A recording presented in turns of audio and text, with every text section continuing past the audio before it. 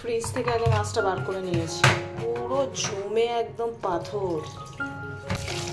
এটা এখন চার পাঁচবার এখন এটাকে এরকম জল পাল্টে পাল্টে রাখতে হবে, তারপর কি এটা ঠিক হবে। থাক এখন। নমস্কার, আমি মহুয়া আর আমার নতুন একটি ভ্লগে আপনাদের সবাইকে অনেক স্বাগত। তো কাল রাতের কয়েকটাই বাসন ছিল, সেগুলো মাজা ছিল, সেগুলো এখন গুছিয়ে জায়গায় রেখে রান্নাঘরটা একটু পরিষ্কার করে নেব। এখন চট করে আমলকির জুসটাকে বানিয়ে নিই, কারণ এটা না খেলে তো এখন দিন শুরু হয় না। এখন চা না খেলেও চলে, এইটা খেতেই হবে। চলুন চটপট বানিয়ে নিই। ব্রেকফাস্ট আজকে বানিয়েছিলাম লুচি তরকারি অনেক দিন পরে, আর তার সঙ্গে ছিল ডিম সেদ্ধ।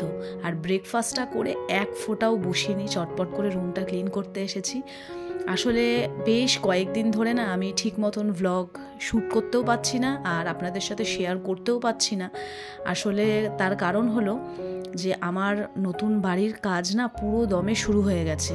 আসলে মানে কি বলবো, কদিন তো অজয় ওখানে দেখাশোনা করছিল, কিন্তু এখন যেহেতু কিচেনটা আমার, কিচেনের সমস্ত কিছু যেহেতু আমিই ডিজাইন করছি, মানে কোথায় কি করব না করব ভাবনা চিন্তা সেগুলো, তো যার জন্য আমাকে যেতে হচ্ছে, প্রায় প্রত্যেক দিনই যেতে হচ্ছে। তাই আমি ভ্লগের মানে কোয়ান্টিটিটা একদমই আমি ঠিক করতে পারছি না, দিতে পারছি না। তো যাই হোক, হ্যাঁ দেবো, পুরোপুরি বন্ধ করব না, হয়তো একদিনের জায়গায় সেটা 2 দিন 3 দিন হয়ে যাচ্ছে। তো প্লিজ আপনারা একটু ম্যানেজ করে নেবেন। আর এখানে একটু রোদ্দুরে দাঁড়িয়েছিলাম, তার ডোডো একটু সাইকেলটাও চালিয়ে নিল, নতুন নতুন সাইকেল শিখেছে।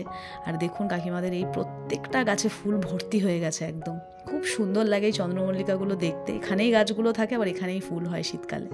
আর এদিকে আমি চটপট রান্নাটা বসিয়ে দিচ্ছি, ভাত বসিয়ে দিয়েছি এদিকে। আর আজকে রান্নার সেরকম ঝামেলা নেই। আর তখন ভাতটা বসাতেই না ফট করে মানে আখের রসের আমি আওয়াজ পেলাম ঘন্টার, তাই চলে গেলাম নিতে। কারণ বেশ কয়েকদিন আখের রস খাওয়া হয় না, আর এই গলির ভেতর না ঢোকেও না। আগে তো রাস্তার ওপর থাকতেই দেখা যেত। তো যাই হোক, আর এই যে ফেনাটা দেখাচ্ছি এই কারণে, আমি মানে এই ফেনাটার জন্য না আখের রস একদম খেতাম না, আমার প্রচণ্ড ঘৃণা লাগতো। কিন্তু একটা চাপে পড়ে, মানে আমার জন্ডিস হওয়ার পর থেকে আমাকে খেতে হয় এটা। তো এখন খেয়ে নিই, অভ্যেস হয়ে গেছে। আমরা তো সবাই অভ্যেসের দাস, যেটা অভ্যেস করব সেটাই হয়ে যাবে। তো এখন খেয়ে নিই, আর এটা ভীষণ উপকারী। আমি 1 গ্লাস নিয়েছি আর অজয়ের জন্য রেখে দিই। তার মধ্যে একজন আছে, সেটা হচ্ছে এই মাসাক্কালি।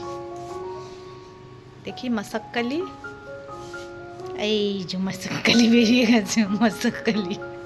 গতকালের বেশ কয়েক রকমের মাছ রান্না করা ছিল, তো সেই জন্য আজকে ওই ভাত করলাম। আর এখন একটু পেঁয়াজকলি আলু ভাজবো। আমার এর ফাঁকে স্নান পুজোটা হয়ে গেছে। পেঁয়াজকলি আলু ভাজাটা একটু বেশি করেই করব, এখনও খাবো আর রাতের জন্যও রাখা থাকবে। মানে রুটি দিয়ে পেঁয়াজকলি ভাজা খেতে দারুণ লাগে, মানে এমনিই খুব ভালো লাগে, ভাত রুটি সব কিছুর সাথেই। তো আমি না পেঁয়াজকলির আলুটা আগে খানিকক্ষণ ভাজা করে নিয়ে তারপরে পেঁয়াজকলিটা দিই। দুটো একসাথে দিলে না একদম কাদা কাদা হয়ে যায়। তো এটা আমাকে আমার মা বলেছে, আগে আমি এরকমই করতাম। মা বললো না, আলুটা আগে দিবি, তার খানিকক্ষণ পরে পেঁয়াজকলিটা দিয়ে তারপর নুন হলুদ দিবি। তো যাই হোক, আমার এখানে পেঁয়াজকলি ভাজাটা বসিয়ে দিয়ে আমি চটপট করে রান্নাঘরে বাসনগুলোও মেজে নিলাম। অল্প কটাই বাসন ছিল, খুব একটা বাসন ছিল না। তো চলুন আজকের মতন ভিডিওটা তাহলে এখানেই শেষ করছি। সবাই ভালো থাকবেন, সুস্থ থাকবেন। খুব তাড়াতাড়ি দেখা করবো নতুন আরও একটা ভিডিওর সাথে।